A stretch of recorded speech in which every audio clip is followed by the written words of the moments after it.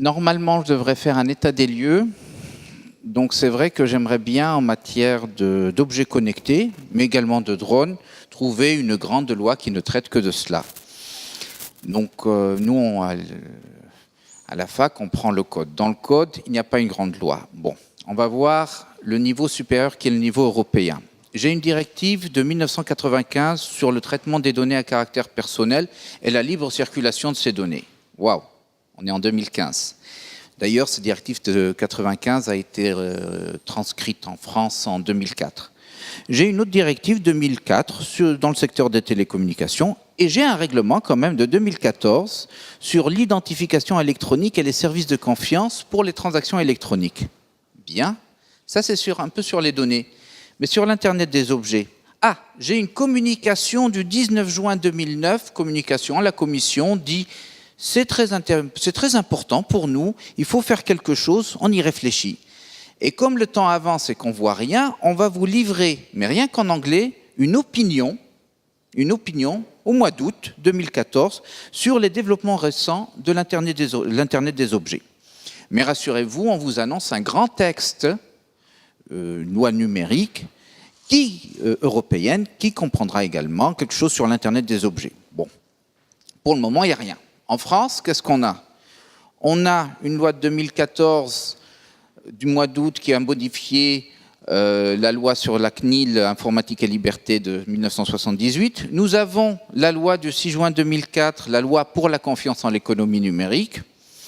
Et la fameuse grande loi numérique, on l'attend toujours. On a eu un rapport, il y a quelques semaines, où on nous a dit, voilà, on vous a écouté, il y a eu une concertation, on va faire une loi. Alors, est-ce que ça va être porté par Madame le maire ou par Monsieur Macron? On n'en a aucune idée, mais en tout cas, on ne l'a pas. Et ma foi, ça ne me dérangerait pas, moi, ça ne me dérange pas qu'il n'y ait pas une loi dédiée à l'Internet des objets. Parce que les règles, elles existent, et quelque part, j'en ai pas besoin dans l'immédiat. Pourquoi? Ça permet de développer, même en tâtonnant, même en prenant le risque qu'il y ait des juges qui interviennent à travers des jurisprudences contradictoires, ça permet de laisser développer des acteurs, de laisser développer une industrie de l'objet connecté. On verra après. Entre-temps, s'il faut, la loi, on va prendre ce qu'il y a dans le code pénal, vous êtes responsable de votre objet, vous ne pouvez pas collecter n'importe comment, on va voir ce que dit la CNIL. C'est bien, mais ce n'est pas très rassurant, parce que, état des lieux, grande loi, il n'y a rien.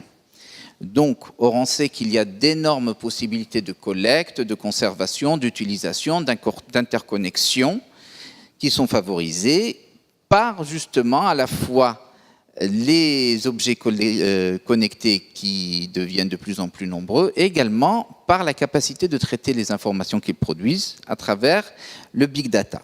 Bon, rassurez-vous, il y a quand même, sur certains objets, il y a quand même quelques lois, des petits objets policiers connectés qui permettent de vous géolocaliser. Ça, on n'a pas attendu la loi sur le renseignement qui est toujours en cours de fabrication, mais là on est vers la fin. Il y avait déjà la loi sur la programmation militaire 2014 avec effet au 1er janvier 2015.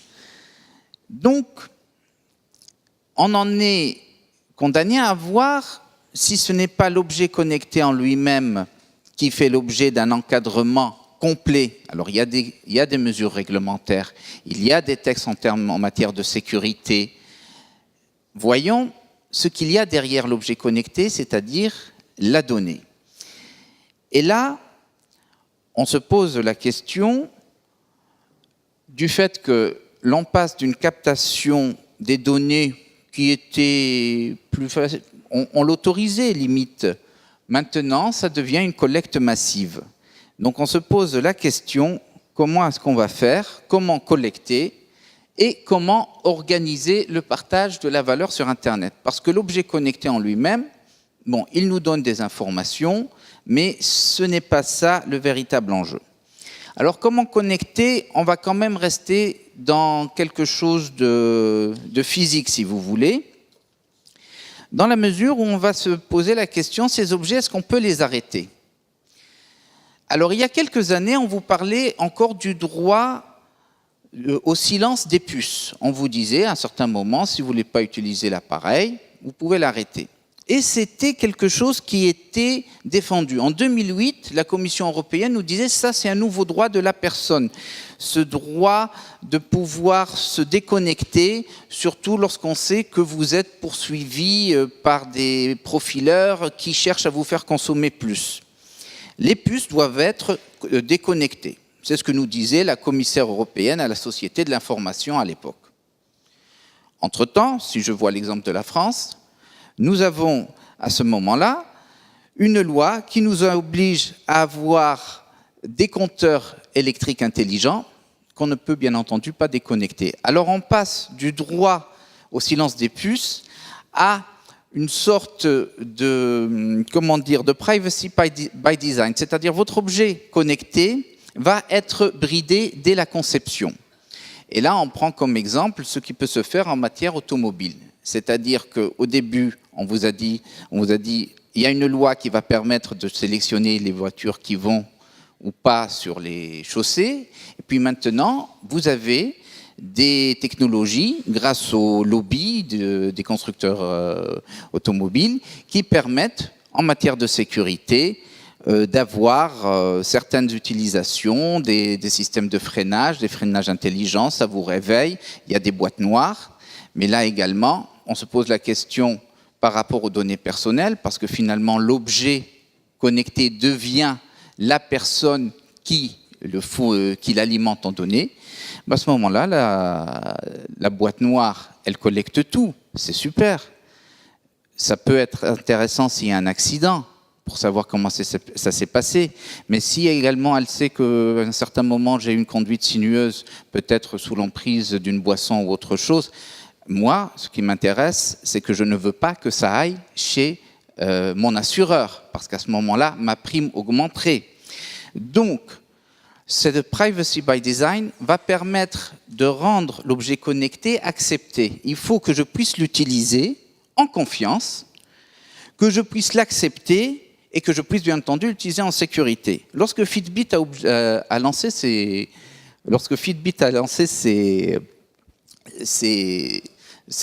petits objets, ces bracelets, il vous a dit on va les utiliser pour vous aider à améliorer votre coaching, mais on peut également donner ces informations sur le réseau. D'accord ? Donc c'est une façon de vous dire que la donnée que vous produisez peut avoir aussi une autre utilité. Et donc si elle a une autre utilité qui est générale en matière de santé, de comportement ou autre, cela ne peut pas être une donnée que vous vous appropriez. Ça devient une donnée d'intérêt général. Et la donnée d'intérêt général, c'est peut-être l'avenir. C'est-à-dire que ça ne sert à rien de s'approprier la donnée, ça ne sert à rien, c'est plutôt son utilisation et son enrichissement. Donc si l'on fait en sorte que les données collectées soient rendues aux gens, elles pourront être mieux utilisées. Je vais vous donner un exemple. Michelin va lancer des capteurs dans des pneus. Ces capteurs vont pouvoir renseigner sur la météo, sur l'état de la chaussée, sur la façon dont vous conduisez. Pourquoi est-ce que ces données-là ne seraient pas de manière anonymisée, bien entendu, rendues à tout le monde? Elles pourraient être très utiles. Ça, c'est une façon de donner plus d'importance à la donnée et de faire en sorte que les gens en profitent. Quand vous avez, et là ce n'est plus de l'objet connecté, vous avez Accor, qui est un hôtelier qui se bat contre Booking.com en disant « Regardez, ils sont en train c'est des méchants parce que les hôteliers doivent toujours fournir le prix le plus bas à Booking.com », nous, on crée une plateforme concurrente qui est ouverte à tout le monde, y compris au petit hôtelier. Et l'autre petit hôtelier sera renseigné, il aura les informations et les coordonnées du visiteur qui a été voir son hôtel à lui. Il joue la transparence. Donc aujourd'hui, pour pouvoir fonctionner, pour que ça ait du sens, non seulement il ne faut pas qu'il y ait une propriété exclusive de la donnée, celui qui veut s'approprier la donnée, il faut le taxer. C'est pas moi qui l'a dit, c'est Colin et Colin, le rapport d'expertise sur la fiscalité numérique 2013, ils ont dit la chose suivante, ils ont dit les données collectées doivent être rendues au fournisseur source, donc à la personne source. Si la société veut en garder le plein contrôle, pas de problème, elle sera taxée dessus. C'est une façon de les faire payer. Sinon, les données qui sont produites sont rendues.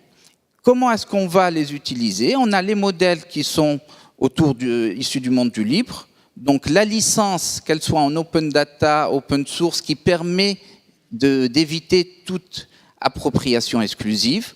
On peut également faire en sorte de capaciter les fournisseurs, c'est-à-dire les personnes, en leur disant voilà comment vous pouvez utiliser vos données. Je pense à la campagne Mes Infos faite par la FINC. On peut également faire autre chose.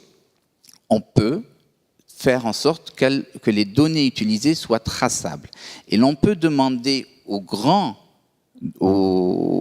médiateurs, aux grands passeurs, ceux qui utilisent et savent traiter ces données, on peut leur demander de rendre compte de leur utilisation. Parce que, au-delà de l'objet, c'est la donnée qui compte. Et en matière de données, pour que vous ayez la confiance des gens, qu'ils acceptent de vous la donner, et pour qu'ils le fassent en sécurité, pour qu'ils continuent à alimenter, vous devez tout simplement leur expliquer pourquoi vous la collectez et comment vous allez l'utiliser. La notion de transparence est nécessaire, sinon vous risquez une revendication du droit de l'autodétermination informationnelle, ça sera un nouveau droit, ça pourra marcher. Vous pouvez aussi avoir des gens qui ne voudront plus vous donner des données, qui préféreront les fournir à des sociétés qui sont beaucoup plus transparentes et qui restituent non pas une valeur économique mais une valeur sociale. Vous aurez cela. Et vous aurez également des hackers, des data scientists comme Paul Duhan, qui vont tout simplement, en s'appuyant sur le big data, sur la capacité de calcul qu'il y a dans le cloud, qui vont tout simplement utiliser les mêmes algorithmes pour faciliter la localisation des ambulances, pour faciliter le traçage des épidémies et autres. Donc il y a toujours cette possibilité que vous soyez hacké. Ne vous appropriez pas la donnée, faites en sorte qu'elle soit distribuée et assurez-vous que l'objet que vous mettez à la disposition des gens est une sorte de bouton off pour qu'ils puissent être toujours en confiance avec vous. Expliquez-leur pourquoi vous le faites. Parce qu'aujourd'hui, l'entreprise qui fabrique l'objet connecté, elle ne vend pas un produit. Elle vend un produit, mais surtout, elle vend un service. Donc, le modèle économique devant changer, la notion d'appropriation des données de manière exclusive devient obsolète. Merci.